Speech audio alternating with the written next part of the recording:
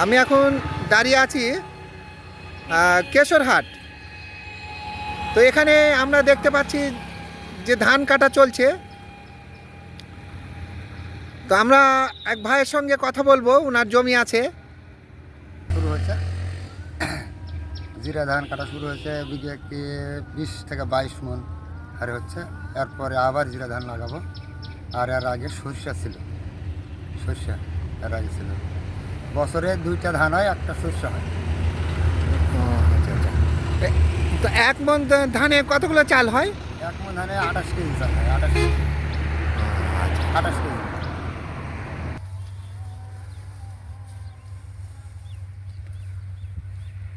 ধান কেটে নিয়ে যাচ্ছে জমি থেকে। জমি এই আমরা জিরা ধান করছি। এরপরে এই ধান তোলার পরে আবার জিরার ধান করা হবে এই জমিতে, এটাই।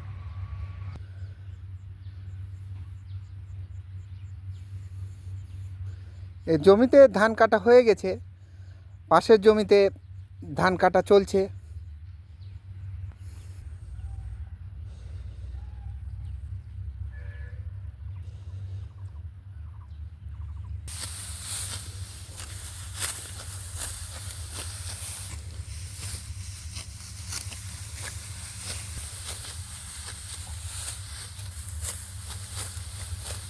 আমরা দেখতে পাচ্ছি ভাইরা ধান কাটতেছে। সময়ের পরে আর কোনো ধান হয় না। এটা এক ফসলা জমি, উপর দিকে হয় আবার আপনার জিরা ধান। এটা এক বিঘাতে কতগুলো ধান হয়? 25-26 মন করে ধান হয়। আচ্ছা, আপনার ওই এক মন ধানে কতটুকু চাল হয়? 1 মন ধানে 28-29 কেজি চাল হয়। আচ্ছা। 28 কেজি 29 কেজি চাল। উঁচা জমিতে যেগুলো উঁচা জমি আছে ওগুলো আবার ভাদ্রাইতে আপনার 12 মন 13 মন হয় জিরা ধানে।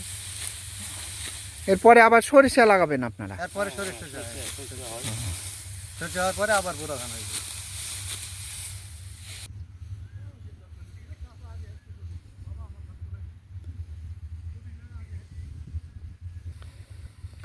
আমরা দেখতে পাচ্ছি যে ভাই ধান কেটে বাড়ি নিয়ে যাচ্ছেন। এটা মনের আনন্দে খুশিতে এই জিরা ধান কেশরহাট থেকে প্রায় 30, রাজশাহী থেকে কেশরহাট, রায়ঘাট ইউনিয়ন। তো আমরা একটু কথা বলবো ভাইদের সাথে। 27 থেকে 28 কেজি। 28 কেজি। 28 কেজি চাল হয়? হ্যাঁ ও আচ্ছা। তো এটার পরে আবার কোন ফসল হবে আপনাদের? মানে আপনার হাজরা জিরা হবে। হাজরা জিরা হবে, হাজরা জিরা হয়? হ্যাঁ। আচ্ছা। যে ভাইরা ধান কেটে বাড়ি নিয়ে যাচ্ছেন, অপরূপ সুন্দর দৃশ্য। হ্যাঁ। মাঠের পর মাঠ, শুধু ধান আর ধান। হ্যাঁ, ধান আর ধান। আর আমার 20 দিনে কাটে জায়গা জায়গায় দেখো ধান দিতে রকম হয়ে গেল। কি করে নাই? এই গ্রাম ছাড়া এই রাঙামাটির পথ, এই অপরূপ দৃশ্য